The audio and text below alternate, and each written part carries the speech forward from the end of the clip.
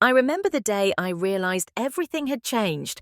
Late afternoon sunlight spilled through the sliders of my parents' sunroom, turning dust motes into drifting gold. I was massaging hand lotion into my mother's arthritic knuckles while she napped in her recliner, eyelids fluttering behind thin lids. The house was so quiet I could hear my own heart ticking. That's when my phone buzzed. 2 texts from him. I swallowed, wiped my hands on my scrubs, and stepped into the hallway.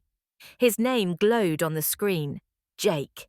He'd been my fiancé for 3 years, the man who'd promised to stand by me through thick and thin. I tapped the first message. "Hey, I'm at your mum's. She said she wanted to see me before I leave tomorrow."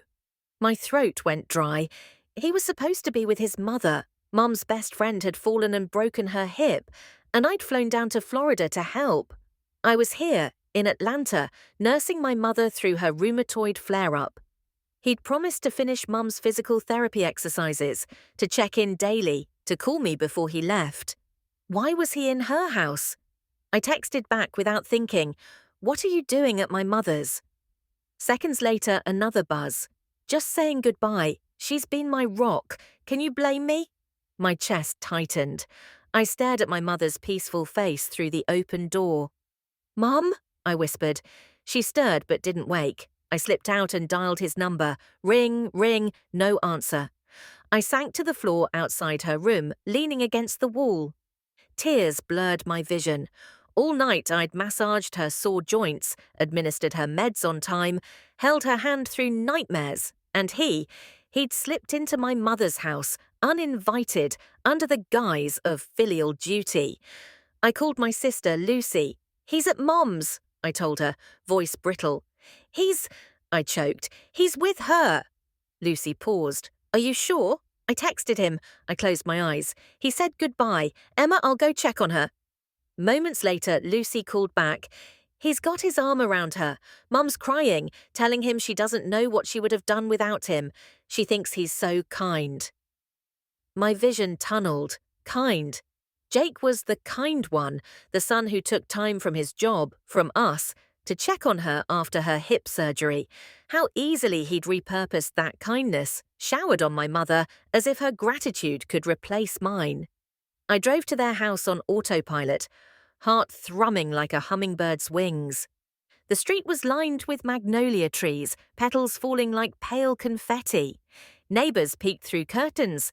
I caught their sympathetic glances as I stormed up the driveway. Through the open front door, I saw them. Jake in a pastel polo, Mum in pyjamas, tears glistening on her cheeks as he brushed them away. He glanced up, surprise flashing, then guilt. "Emma, what are you?" Before he could finish, I grabbed Mum's hand, shaking it until she looked at me. "Mum," I said, voice soft but fierce. "What are you doing?" She blinked, confusion warping her features. "Sweetheart," she said, voice wavering, "I'm just saying goodbye." "To whom?" I demanded. "To him." She opened her mouth, closed it, then choked out a sob. "He's been such a help," she whispered. "He's been here every afternoon, helping with my exercises, bringing groceries." I turned on Jake. "You've been lying," I accused. "You haven't been at his mother's.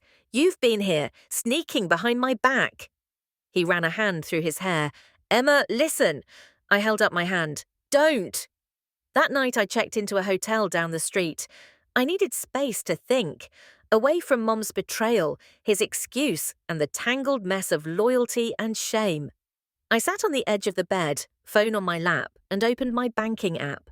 We'd used our joint account to pay for Mom's medical expenses, half the therapy bills, the special braces that helped her walk. Seeing the numbers, thousands of dollars, and knowing he'd used that trust to seduce her, my mother, felt like a knife twisting. My eyes burned, but I kept scrolling. Then I stopped. The line item, $25,000 inheritance from my grandmother's estate. The check had just cleared that morning. I'd transferred it in full to that joint account, trusting him to pay our mortgage, fund our future. That inheritance was mine by right. I'd earned it, was entitled to it. And he'd thought nothing of touching it, using it, abusing it. A plan crystallized. I closed my laptop and opened a new note. remove his access to joint account, freeze shared credit cards, file for separation, and have the inheritance account under my sole name. Cut all ties, no contact, no joint assets, no half measures. I exhaled, fingers flying. By morning, I'd done it all, contacted the bank, filed paperwork to secure sole ownership, and texted him, "Jake, do not contact me or my family. I'm removing you from all accounts. This ends now." Back at my apartment, I sifted through the inheritance funds. I could feel weight lifting, my grandmother's gift, once shared with a man I loved, now entirely mine. I used part to set up a trust for Mum's continued care, ensuring she had top-notch in-home nursing without needing anyone else's concern, and part for my own sanctuary, a counselling fund for women wounded by betrayal.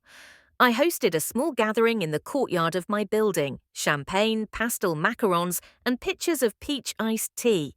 I invited my sisters, my best friends, and the attorney who'd helped me with the inheritance paperwork. I toasted to new beginnings. To family, I said, glass raised, to loyalty, and to no more betrayals. Mum still sent texts heavy with guilt. "Emma, I'm so sorry."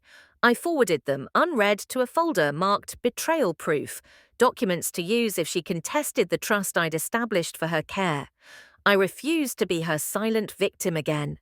That evening, I sat on the balcony of my new condo, one completely paid off by inheritance, watching the city lights wink on.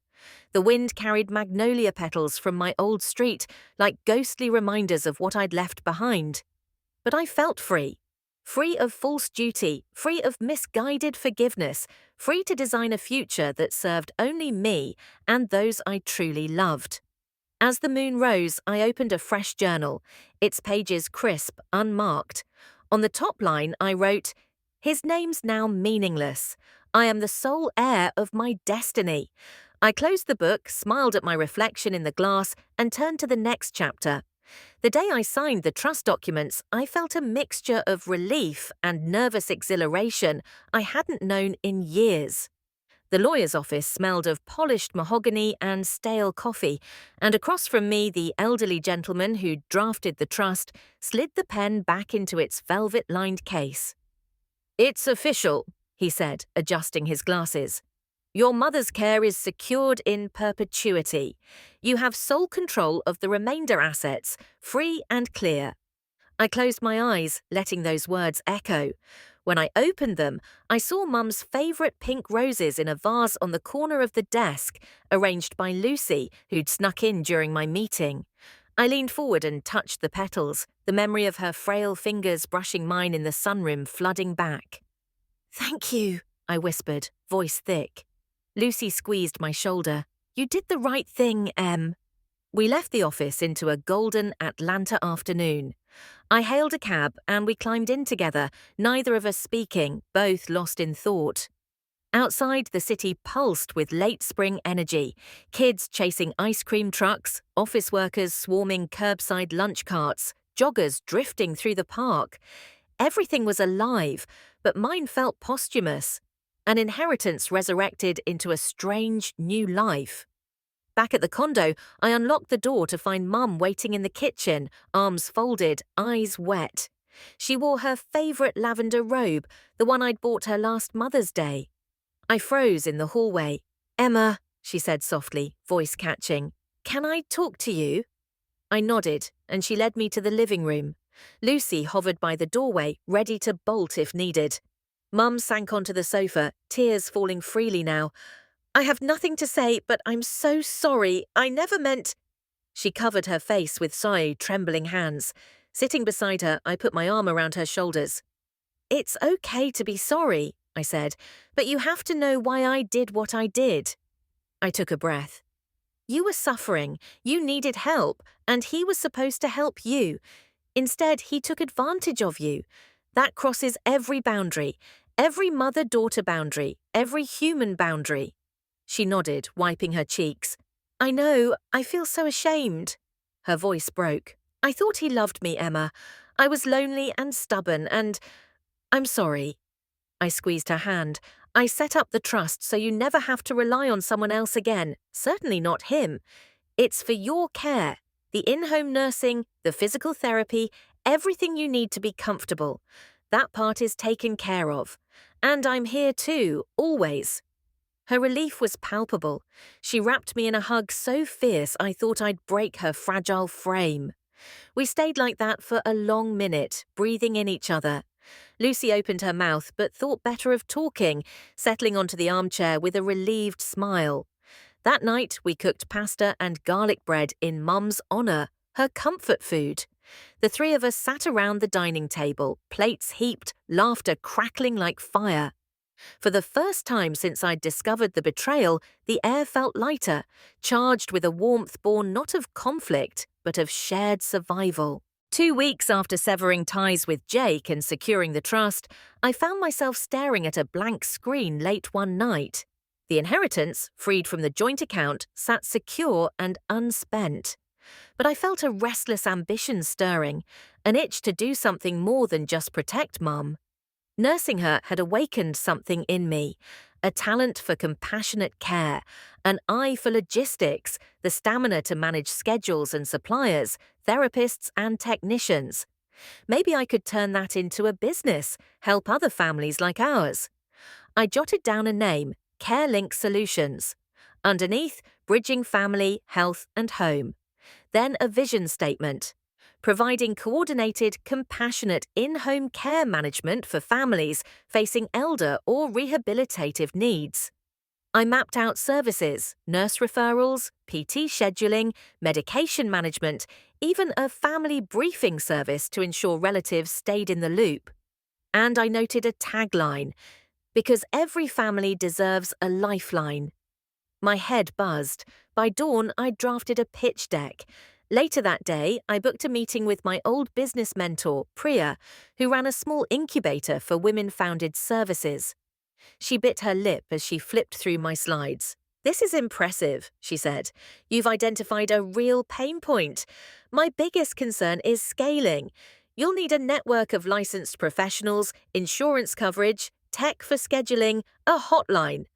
Are you ready for that?" I nodded, exhilaration shining in my eyes. I want to be. I know how to organize people. I know the gaps in the market because I lived them. And I have capital now, thanks to Grandma's generosity and a broken promise. Priya leaned back. "Okay, let's get you to pitch night. I'll introduce you to a healthcare advisor, but you need a CTO to handle the platform." I grinned. I know just the person. Enter Marcus Nguyen, a former colleague from my days at a tech startup. We met at a coffee house on a rainy Thursday. He shook my hand, peered at my deck, and immediately began sketching on a napkin. User flows, AP integrations with nurse staffing agencies, compliance checklists for HIPAA. He talked so fast my brain raced to keep up. When he finally looked up, eyes bright, he said, "This could be huge. Let's build a prototype."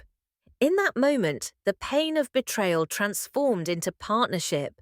I felt the same kick of butterflies energy I once had when I dreamed about running a non-profit. But this time, it was rooted in something solid, a business plan, a market need, and a team I trusted. Marcus and I spent nights on video calls hashing out wireframes. Priya connected us with industry experts. Lucy volunteered as office manager, tracking leads and testimonials. By midsummer, we launched CareLink Solutions in beta with 10 families in Atlanta. I handled the first intake call, a veteran with mobility issues, a single mum recovering from surgery, an adult child juggling a corporate job, and an aging parent's medication. We coordinated nurses, set up telehealth check-ins, and sent weekly summaries to family WhatsApp groups. The gratitude emails poured in. "You've given me my life back." Mum finally smiles again. She used to dread therapy. "I can work without calling my dad every hour. Thank you." My heart swelled. Each success felt like a tribute to Grandma's inheritance, to the resilience I'd found in the rubble of my love life.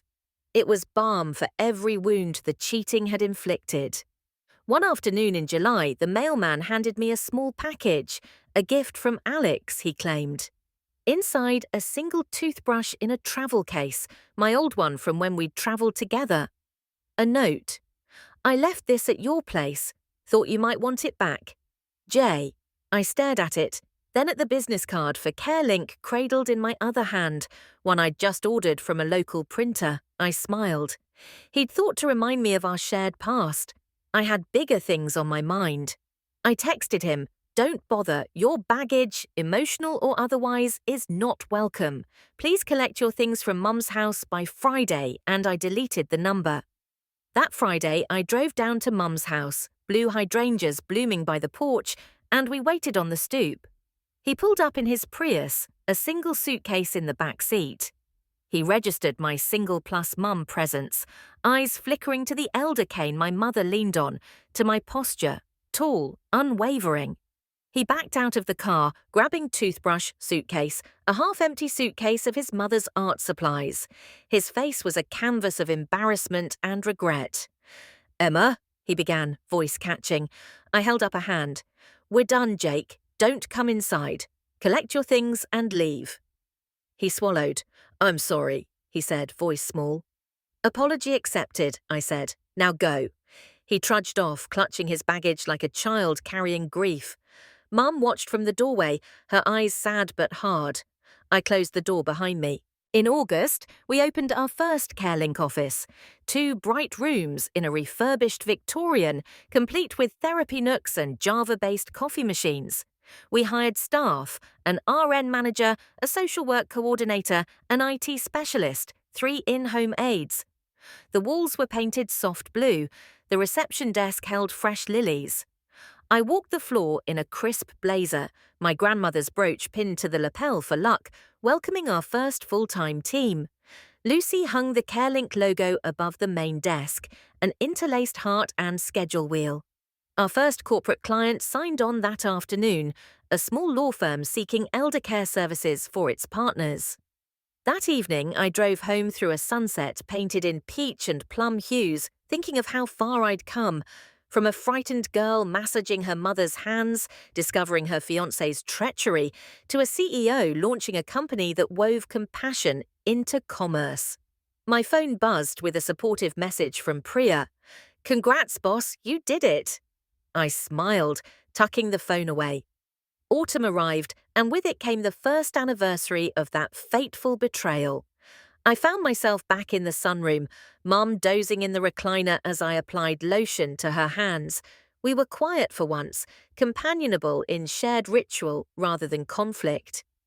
"Thank you," she said, waking briefly. "For what?" I asked, smiling.